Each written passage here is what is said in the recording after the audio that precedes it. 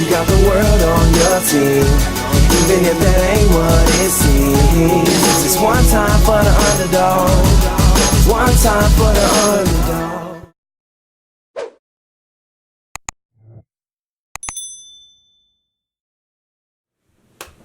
Hello and welcome back to my channel. This is your girl Jodessy. So this topic is a topic that is near and dear to my heart. I think I say that about like all topics that deal with colorism, race, being Haitian, anything of the sort. So I believe that the cops and judges in the justice system do not understand the sentences that they are given. Not saying that they lack some sort of like competence in order to understand what like life in prison is, but they don't understand what that feels like.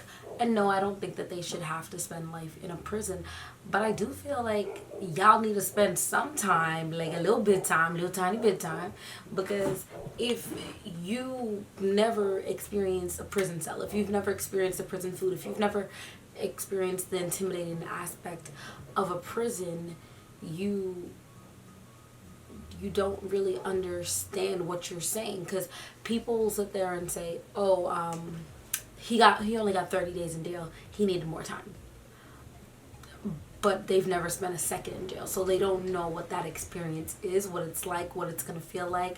They don't know that like 30 days for some crimes is enough for people to learn their lesson.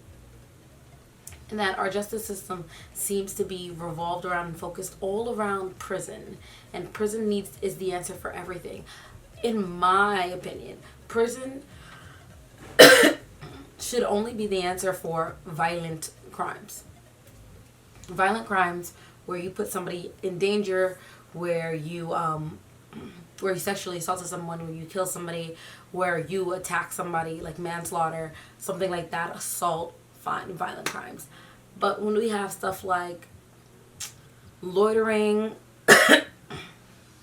public indecency, other things like that, hell, tax evasion, I don't feel like prison needs to be the answer for that. Like, what is, if I didn't pay my taxes, what is me sitting next to a murderer doing for me, like, for 30 days?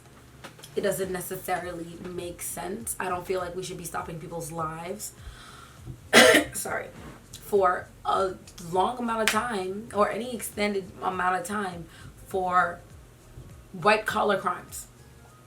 And I know white collar crimes, yes, they have an impact on the community, and yes, I understand. So if white collar crimes have an impact on the community and it's negatively affecting our communities, what we should then do as punishment is have them have to put work back into the communities.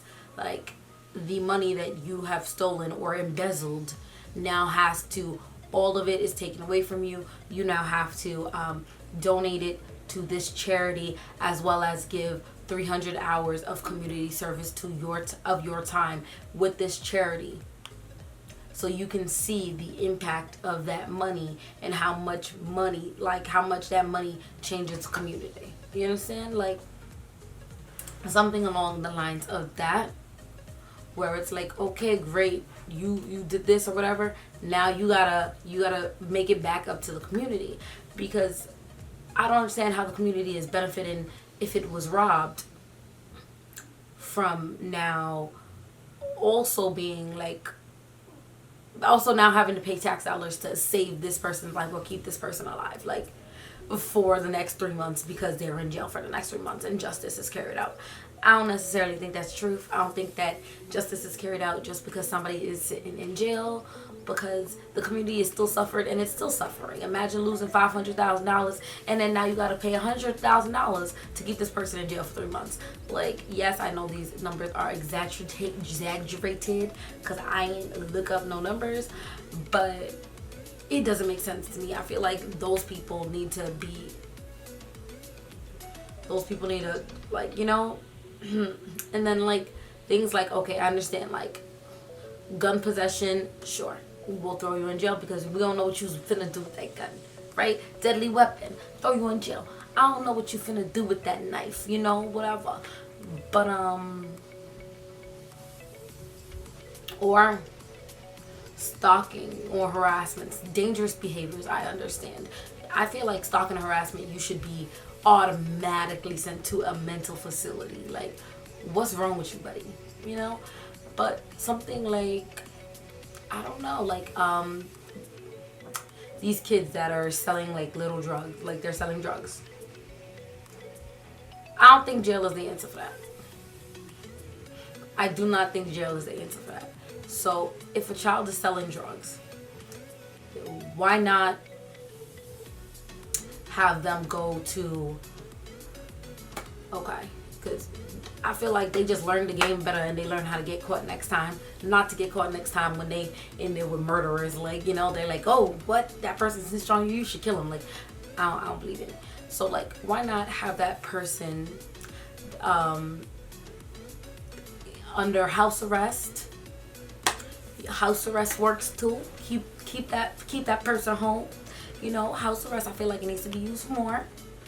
Keep that person home, and then you have to do 300 hours of community service in like a drug treatment facility or something under close scrutiny to watch like how drugs are affecting people and how you're adding to that, you know, and try to tap into the moral sense. Because if you notice, growing up, we always try to tap into children's moral senses and acknowledge that they are there. And yes, unless you've been like listed and labeled as a psychopath, then, you know, stay in jail for the rest of your life, whatever. But if you haven't, like, these moral senses, they didn't just disappear one day. Like, they're still there. You can always tap into someone's morality, pretty much. So I feel like that should be the first step. Now, if after that you then commit the same thing again, it shows that you haven't learned and that you want to like continue that. And that's when I think prison and other things like that can be implemented. But still, these judges and lawyers and doctors, or judges, lawyers, and juries don't really understand how like damaging to a person's psyche being in prison for months is. How being told when to sleep, eat, and literally being kept in a cage, which, you know what, Peter will sit here and tell you, we don't even need to do that to animals, and you're doing it to human beings. So in your, like, as well as your need for sensitivity training, as well as your need for this, as well as your need for that, as well as your need for that, why not add spending time, like 3 months, spend 3 months in a prison before you could become a police officer, before you can send someone to jail, before you become a prosecutor. So that way you're less likely to, you know, that way you're less likely to plant evidence. That's why you're less likely to send people that you feel might be innocent to prison. Like, because, you know, it's a real place. And I'm not saying everybody needs to be like, oh yeah, you're going to be a lawyer, whatever. You have what story you want. It's before everybody know who you are and where you're there for. But go and see. Go and see what it's like. I don't care if you stay in protective Mark the Stupid custody, but just go and see what it's like to lose all your freedom before you take away someone else's. I don't know if that makes sense to y'all. But honestly, wholeheartedly, that's what I agree. Like, that's what I believe. Same way, like, I don't give kids detention unless I've experienced detention myself. I've experienced detention. I've experienced suspension. Like, I would not deal out a punishment that I wouldn't be willing to, like, experience myself. So, like, I'm not going to go in there and kill one of my kids because I don't want to experience death. You feel me? So, I think that's where we need to go if we're speaking about being a more culturally responsible, like, not culturally responsible, but, like, in a way culturally responsible because it is the Black and Latino men that are, Latino men and Black and Latino women that are experiencing these harsh sentences because, and I think it's because these judges and lawyers and people who are putting these sentences on them can't really put themselves in their shoes and understand, like, what it feels like. So hopefully that helps. I'm not saying I got all the answers, but hopefully that helps. If you're in Congress or something and you're watching my video, hopefully that all helps. And tell me if you disagree, if you think that there's a different course of action or anything. I'm completely open to change. I'm completely open to different opinions. So don't hesitate to comment below. I'm not for the arguing. So if you try to argue with me, I'm just going to tell you thank you for your view. And, you know, s'il pas content, you're free to go. Alright. Thank you guys so much. Thanks for watching. Don't forget to comment down below your personal opinion on my video. And don't forget to comment, like, and subscribe. Bye, guys.